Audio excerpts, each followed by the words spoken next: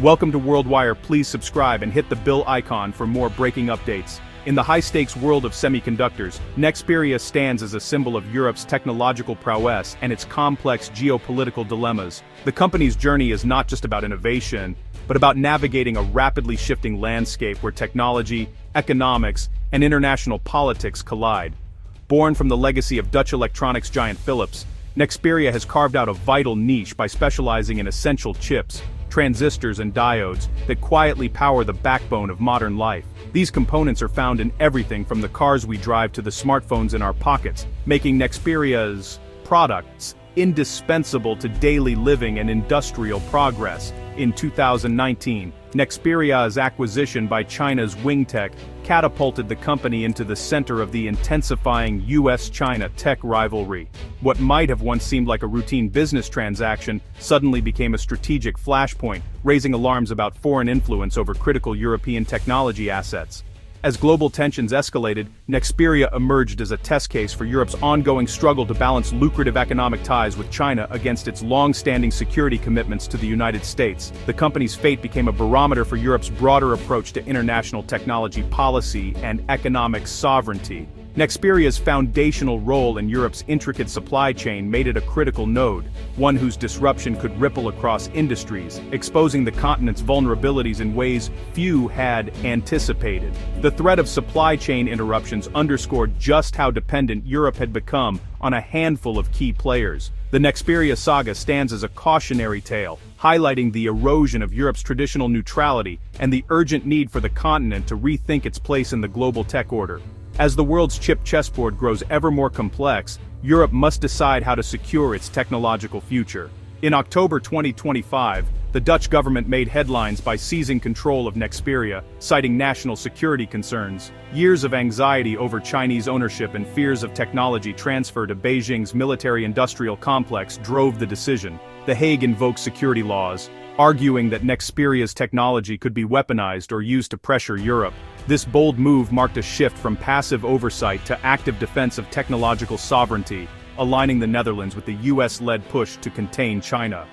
But the action underestimated Beijing's resolve and the risks of economic retaliation. The Netherlands, home to semiconductor giant ASML, now found itself on the front lines of the tech war. The stage was set for a confrontation that would test Europe's unity and resilience. China's response was immediate and forceful, leaving little room for doubt about its intentions. Within hours of the Dutch announcement, Beijing's top officials took to the airwaves, denouncing the move as an attack on China's technological ambitions and sovereignty. The message was broadcast across state media, signaling to both domestic and international audiences that China would not back down. Beijing condemned the Dutch move, then retaliated by restricting chip exports from Nexperia's Chinese factories, cutting off a vital supply to Europe. The sudden halt in shipments sent shockwaves through the global electronics industry, as European companies scrambled to find alternative suppliers. For many, the disruption exposed just how deeply they relied on Chinese manufacturing for critical components.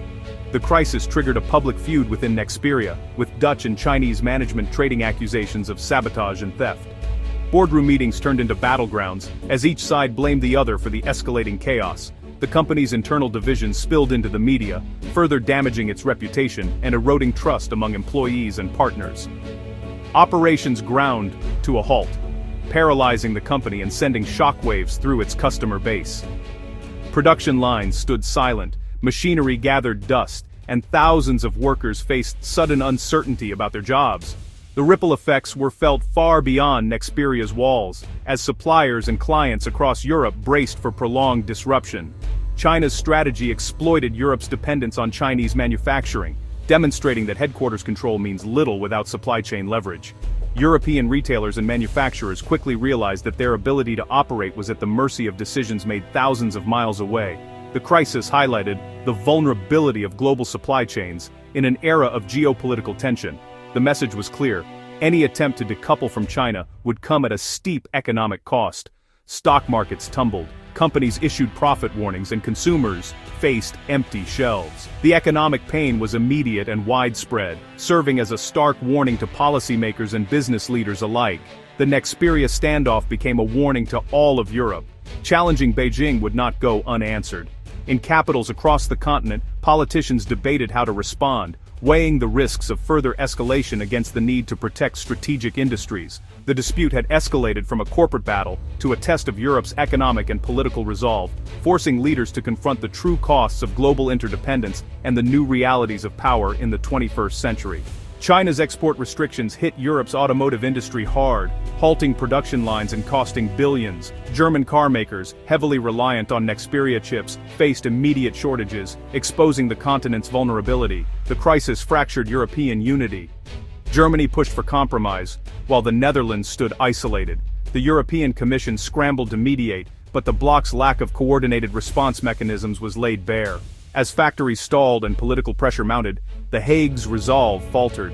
The gambit to protect technology had backfired, triggering an economic crisis the Dutch could not contain alone. China's point was proven: no single European nation could challenge its interests without risking severe collateral damage. A resolution was needed, but it would come on Beijing's terms. After weeks of turmoil and uncertainty, a fragile truce finally emerged. China agreed to resume Nexperia chip exports, but only under strict conditions. Chips must be used solely for civilian purposes, with no exceptions. The deal, brokered with help from Germany and the European Commission, left the Netherlands dependent on Beijing's goodwill and future decisions.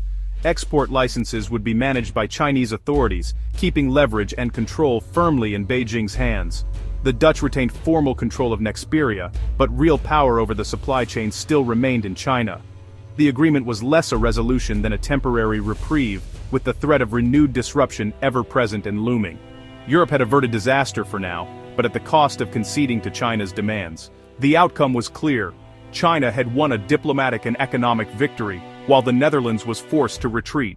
Beijing's targeted retaliation exposed Europe's industrial dependencies and forced a humiliating climb down. The condition of civilian-only chip use allowed China to claim the moral high ground while retaining control.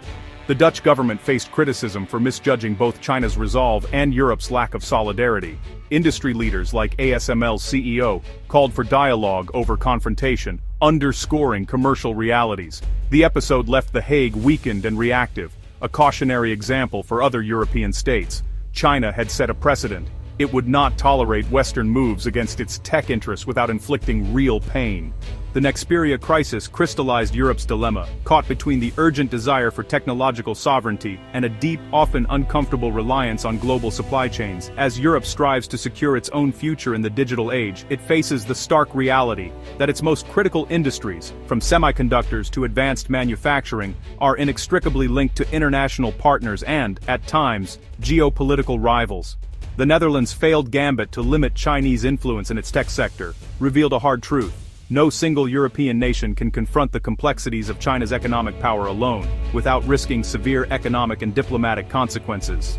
The attempt exposed vulnerabilities that extend far beyond national borders. This episode also exposed deep rifts within the European Union itself, as national interests and economic dependencies often trump the ideal of continental unity. Member states found themselves divided over how to respond, revealing a lack of coordinated strategy. For Europe to be a credible player on the global stage, it must build collective resilience, foster trust among its members, and learn to speak with one voice.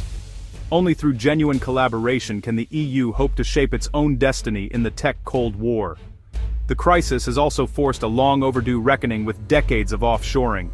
European leaders now recognize that reshoring key industries, especially those vital to national security and economic stability, is not just desirable, but an urgent priority for the continent's future.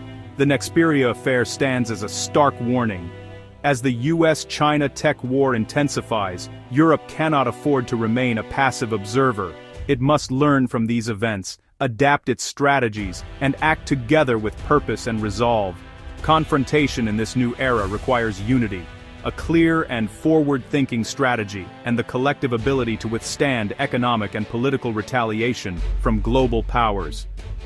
If Europe can heed these lessons and turn crisis into opportunity, this moment could yet spark the emergence of a stronger, more sovereign union, one that is truly prepared for the challenges and uncertainties of the future.